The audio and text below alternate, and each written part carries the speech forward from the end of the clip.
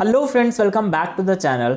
और आज का फ्रेंड्स वीडियो बहुत ही इंपॉर्टेंट होने वाला है। आज मैं आपको बताने वाला हूं अपना ट्रेडिंग प्लान, किस तरीके से मैं अपनी ट्रेड को प्लान करता हूं और ये ट्रेडिंग प्लान आपके लिए बहुत ही हेल्पफुल हो सकता है। खासकर उन लोगों के लिए बहुत ही हेल्पफुल होगा जो अपनी ट्रेडिंग जर्नी अभी स्टार्ट कर रहे हैं या फिर स्टॉक मार्केट में अपनी ट्रेडिंग जर्नी को स्टार्ट करना चाहते हैं। तो ये प्लान दोस्तों आप लोगों को ज़रूर बनाना चाहिए और ये ट्रेडिंग प्लान ही बहुत हद तक डिसाइड करेगा कि आप स्टॉक मार्केट में अपने करियर को सक्सेसफुल करियर बना पाएंगे या फिर आप नहीं बना पाएंगे। आज के इस ट्रेडिंग प्लान में मैं आपसे ऐसे 10 पॉइंट्स डिस्कस करने वाला हूं जिन सारे के सारे 10 पॉइंट्स पर आपको कमांड होना बहुत ही ज़रूरी है। मेंटल प्रिपरेशन, जब तक आप लोग ट्रेड को लेने के लिए मेंटली प्रिपेयर्ड नहीं हो तब तक आप लोगों को ट्रेड नहीं लेनी चाहिए। यहाँ पर मेंटल प्रिपरेशन के लिए मैं आप लोगों को डिस्क्राइब कर देता हूँ थोड़ा सा, सो दैट आप लोगों को थोड़ी हेल्प हो पाएगी। मान लीजिए आप किसी काम में बिजी हैं और उस दिन आप अपनी ट्रेड में 100% नहीं दे सकते हैं। ऐसी कंडीशन में आपको कभी भी ट्रेड इनिशिएट नहीं करनी चाहिए। अगर आप ऐसी कंडीशन में ट्रेड इनिशिएट करेंगे तो आप अपना फोकस नहीं रख पाएंगे ट्रेड पर और हो सकता है कि आप ट्रेड में अपनी कैपिटल को लूज कर देंगे। सेकेंड पॉइंट आता है ट्रेडिंग प्लान में सेट रिस्क लिमिट। ट्रेड लेने से भी पहले आपको ये पता होना चाहिए कि आपकी लिमिट्स क्या हैं और आप किस लॉस को बियर कर सकते हैं। आपको कभी भी उतने बड़े लॉसेस नहीं करने चाहिए जो लॉसेस आपको बाउंस बैक करने में बहुत ही डिफ़िकल्टीज करवा दें। यहाँ पर दोस्तों मैं बहुत ही क्लियर बोलना चाहूँगा, अगर आपकी कैपिटल स्मॉल है तो आप बिल्कुल भी बड़े ट्रेडर्स की कॉपी मत करिए। यहाँ पर ज़्यादातर लोग ये गलती करते हैं कि दूसरों की कॉपी करके ह्यूज क्वांटिटीज़ तो ले लेते हैं लेकिन अपनी ह्यूज क्वांटिटीज़ को वो हैंडल नहीं कर पाते हैं, जिसकी वजह से उन्हें बहुत ही ज़्यादा लॉस हो जाते हैं। और अगर आपको एक बड़ा लॉस हो जाता है तो आप बाउंस बैक नहीं कर पाएंगे। इस तरीके से आपको बिल्कुल भी ट्रेडिंग नहीं करनी चाहिए। आपको अपनी रिस्क ऑलरेडी डिफाइन करनी चाहिए कि किस पॉइंट तक आप वेट करने वाले हैं ट्रेड में, और अगर आपके रिस्क से बाहर ट्रेड हो जाती है तो आप अपने लॉसेस बुक करके ट्रेड को वहीं क्लोज कर दीजिए, क्योंकि कभी कभी कम लॉस होना भी फ्रेंड्स एक प्रॉफिट ही माना जाता है। Set your goals. ट्रेड में जब आपने अपना एग्जिट प्लान तैयार कर लिया है, वहीं पर दोस्तों आपको ये भी तैयार कर लेना चाहिए कि आपके गोल्स क्या होने वाले हैं। ट्रेड लेने से ही पहले आपको ये पता होना चाहिए कि आप कितने प्रॉफिट के लिए ट्रेड को होल्ड करने वाले हैं। फॉर एग्जाम्पल, अगर आपका टारगेट है 5000 का प्रॉफिट तो आप 5000 के प्रॉफिट के बाद अपने प्रॉफिट को बुक कर सकते हैं, या फिर आप अपने पार्शियली प्रॉफिट को बुक कर लीजिए, जिससे जो रिस्क का चांस है वो कम हो जाएगा और आप ट्रेड में लंबे समय तक बने रह पाएंगे। स्टिल दोस्तों आपको ये पता होना चाहिए कि ट्रेड में आपके प्रॉफिट के गोल्स क्या हैं, क्योंकि विदाउट गोल्स के अगर आप ट्रेडिंग कर रहे हैं तो यहाँ पर भी इस तरीके की ट्रेडिंग को हम एक प्रोफेशनल ट्रेडिंग नहीं बोल सकते हैं, क्योंकि आपके पास अगर कोई गोल ही नहीं है तो आप एग्जिट कैसे करेंगे, ये प्लान होना आपके पास बहुत ही इंपॉर्टेंट हो जाता है। Do your homework. यहाँ पर ट्रेड लेने से ही पहले आपको ट्रेड के लिए प्लान करना स्टार्ट कर देना चाहिए। आपको मार्केट ओपन होने से भी पहले ये देखना चाहिए कि ग्लोबल के मार्केट किस तरीके से बिहेव कर रहे हैं और उनके बिहेव करने से आपके यहाँ किस तरीके का असर देखने को मिल सकता है, और इस तरीके से आप एक बेटर कंडीशन में होंगे इवन मार्केट ओपन होने से पहले। मान लीजिए कि ग्लोबल के मार्केट बहुत ही पॉजिटिव नोट पर ओपन होते हैं तो बहुत ज़्यादा चांसेस हमारे यहाँ भी होता है कि हमारा यहाँ के जो मार्केट हैं वो गैप अप ओपन होंगे, और इसी तरीके से जब ग्लोबल के सेंटिमेंट्स नेगेटिव होते हैं तो हमारे यहाँ के मार्केट भी गैप डाउन के लिए ज़्यादातर ओपन होते हैं। और इसी तरीके से आप इवन मार्केट ओपन होने से भी पहले अपने होमवर्क कर सकते हैं, जिससे कि आप मेंटली अपने आप को प्रिपेयर कर पाएंगे करेक्ट टाइम पर करेक्ट डिसीजन लेने के लिए। फिफ्थ पॉइंट आता है ट्रेड प्रिपरेशन। ट्रेड प्रिपरेशन में आपको ये डिसाइड करना होगा कि आप किस तरीके के स्टॉक में अपनी एंट्री बनाना चाहते हैं। आपको नंबर ऑफ स्टॉक्स की लिस्ट में से सेलेक्ट करना होगा कि कौन सा बेस्ट अपॉर्चुनिटी का स्टॉक है और कौन से वो क्रिटिकल लेवल पर स्टॉक्स हैं जहां से आपको या तो एक बाउंस बैक मिल सकता है जिसमें कि आप एक बाइंग की पोजीशन बना पाएँ, या फिर कौन से स्टॉक अपने रेजिस्टेंस पर हैं जहां से एक डाउनफॉल देखने को मिल सकता है जिससे कि आप शॉर्ट सेलिंग की पोजीशन बना करके स्टॉक से एक अच्छा प्रॉफिट गेन कर पाएँ। और ये दोनों ही कंडीशन में आपको ये जानना बहुत ही इंपॉर्टेंट हो जाता है कि आप किस तरीके से आज के दिन की ट्रेडिंग करने वाले हैं। 6 पॉइंट आता है एग्जिट प्लान। ट्रेड लेने से भी पहले, इवन अपनी ट्रेड की प्रिपरेशन से भी पहले आपको ये पता होना बहुत ही ज़रूरी होता है कि कौन सा वो क्रिटिकल पॉइंट होगा जहाँ पर आप अपनी ट्रेड क्लोज कर देंगे।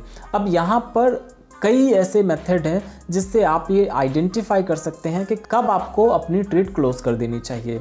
या तो आप एक फिक्स परसेंटेज डिफाइन कर सकते हैं कि आपको अगर 1% से लेके 5% तक का लॉस होता है तो आप अपनी ट्रेड वहीं क्लोज कर देंगे, या फिर आप अपनी ट्रेड परसेंटेज बेस पर ना सही आप अपनी ट्रेड अमाउंट के बेस पर भी क्लोज कर सकते हैं जिसका आप एग्जिट प्लान तैयार कर सकते हैं। एग्जाम्पल के लिए मान लीजिए कि मैं 10,000 तक का एक रिस्क बेयर कर सकता हूं, तो जैसे ही मुझे 10,000 का लॉस हो जाएगा मैं वहां पर अपने लॉसेस बुक कर लूँगा और उसके बाद मैं वहां पर ट्रेडिंग बिल्कुल भी नहीं करने वाला हूं।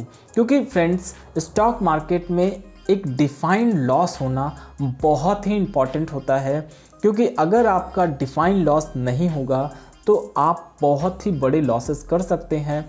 और बहुत बड़े लॉसेस होने में सबसे बड़ी प्रॉब्लम होती है कि आप दोबारा से बाउंस बैक नहीं कर पाते हैं, जो कि बहुत ही डिफ़िकल्ट हो जाता है। 7th पॉइंट आ जाता है एंट्री प्लान। आपने अपनी एग्जिट तो प्लान कर ली, आपको पहले से ही पता है कि ट्रेड में कितना लॉस होगा तो आप अपनी ट्रेड क्लोज कर देंगे। इसी तरीके से आपको ये भी पता होना बहुत ज़रूरी हो जाता है कि आप स्टॉक में अपनी एंट्री किस तरीके से करेंगे। अगर आप इंडिकेटर बेस्ड ट्रेडिंग करते हैं तो वो कौन सा क्रिटिकल टाइम होगा जब आप इंडिकेटर में कंफर्मेशन को आइडेंटिफाई कर पाएंगे और अपनी एंट्री लेंगे। या फिर आप support zone and resistance zone पर अगर ट्रेडिंग करते हैं तो आपको वेट करना होगा कि स्टॉक सपोर्ट जोन के एरिया के पास आए और आप स्टॉक में अपने कंफर्मेशन की एंट्री टाइमिंग सर्च कर पाएँ।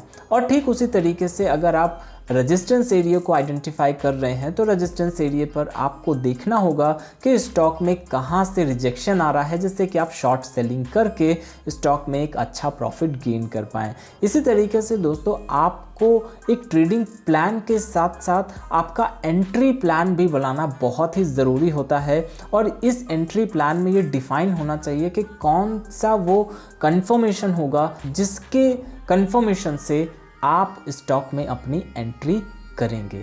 8th पॉइंट आ जाता है कीपिंग योर रिकॉर्ड्स। आप अपनी ट्रेड को कितना भी प्लान कर लीजिए, आप अपनी ट्रेड की एंट्री प्लान कर लीजिए, आप अपनी ट्रेड का एग्जिट प्लान कर लीजिए, आपको इन सारी बातों के साथ साथ एक रिकॉर्ड रखना बहुत ही ज़रूरी है। क्योंकि एंट्री के और एग्जिट के जो रिकॉर्ड्स हैं ये बहुत ही इम्पॉर्टेंट होते हैं। ज़्यादातर न्यू ट्रेडर्स इनकी वैल्यू को नहीं समझते हैं, बट यही वो एंट्री और एग्जिट के प्लान्स होते हैं जो आने वाले टाइम में आपको एक टीचर की तरह गाइड करेंगे और आप करेक्ट टाइम पर करेक्ट डिसीजन स्टॉक्स में ले पाएंगे। और ये फ्रेंड्स तभी होने वाला है जब आपके पास स्टॉक से रिलेटेड सारे के सारे प्लान्स एंड उनकी एंट्री और एग्जिट ऑलरेडी आपके पास हो, जिससे कि आप फ्यूचर में रेफरेंस ले करके करेक्ट डिसीजन ले पाएंगे। और ये फ्रेंड्स बहुत ही इम्पॉर्टेंट हो जाता है। आप अगर ऐसा नहीं कर रहे हैं तो आज से ही आपको अपने एंट्री और एग्जिट के प्लान्स को रखना स्टार्ट कर देना चाहिए। और यहाँ पर आपको ये भी कोशिश करनी चाहिए कि आपने उस स्टॉक में क्यों बाइंग की थी, आप उसकी कंफर्मेशन भी लिख सकते हैं। आपने कौन कौन से कंफर्मेशन देखे थे आप उन्हें भी लिखिए। इवन फ्रेंड्स, आपके दिमाग में उस वक्त क्या चल रहा था, आप कितना मेंटली प्रिपेयर्ड थे थे उस ट्रेड के लिए, ये भी आपको उस रिकॉर्ड्स में ज़रूर रखना चाहिए। ये आपको फ्यूचर में बहुत ही अच्छे रिजल्ट देंगे। 9th स्टेप आता है एनालाइज योर परफॉर्मेंस। हमने अपनी ट्रेड को प्लान कर लिया, अपनी एंट्री प्लान कर ली, अपने एग्ज़िट प्लान कर लिए, हम मेंटली प्रिपेयर्ड हैं ट्रेड के लिए या नहीं, हमने ये भी इवैल्यूएट कर लिया।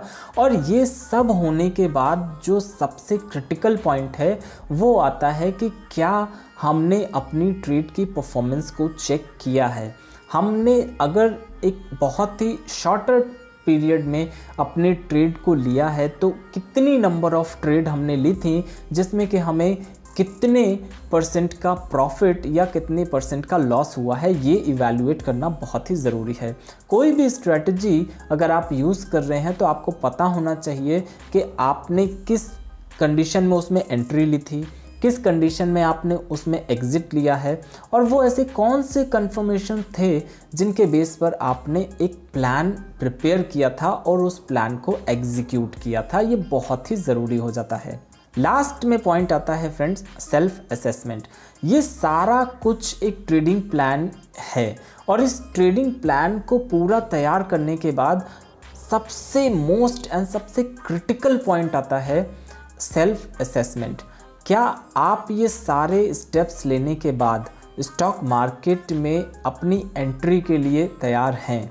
अगर आप स्टॉक मार्केट में अपनी एंट्री को लेने के लिए अभी तैयार नहीं हैं तो आपको सबसे बढ़िया सजेशन होगा मेरी तरफ से कि आप इन सारे पॉइंट्स को फॉलो करिए, और इन सारे पॉइंट्स को फॉलो करने के बाद आपको पेपर ट्रेडिंग स्टार्ट करनी चाहिए, जिसका लिंक मैं डिस्क्रिप्शन में दे दूंगा और आई बटन पर भी दे दूंगा। न्यू स्टॉक बहुत ही अच्छी वेबसाइट है जिस पे आप बहुत ही ईजिली पेपर ट्रेडिंग कर पाएंगे। और पेपर ट्रेडिंग के बाद फ्रेंड्स, जब आप अपनी स्ट्रैटेजी पे थोड़े और कंफर्टेबल हो जाएं और आप स्टॉक मार्केट में बहुत ही अच्छे गेन करने लगेंगे, तब फ्रेंड्स आपको अपनी स्टॉक मार्केट की स्किल्स पॉलिश करने के साथ साथ आप मनी मैनेजमेंट को भी ध्यान में रखते हुए जब ट्रेड लेने लगेंगे, तब ये ट्रेडिंग प्लान आपके लिए एक परफेक्ट ट्रेडिंग प्लान हो जाने वाला है। तब तक के लिए फ्रेंड्स, आप अगर उतने परफेक्ट नहीं हैं तो इन सारे पॉइंट्स पर कमांड करिए, और कमांड करने के साथ साथ आप पेपर ट्रेडिंग करिए, जिसमें कि आप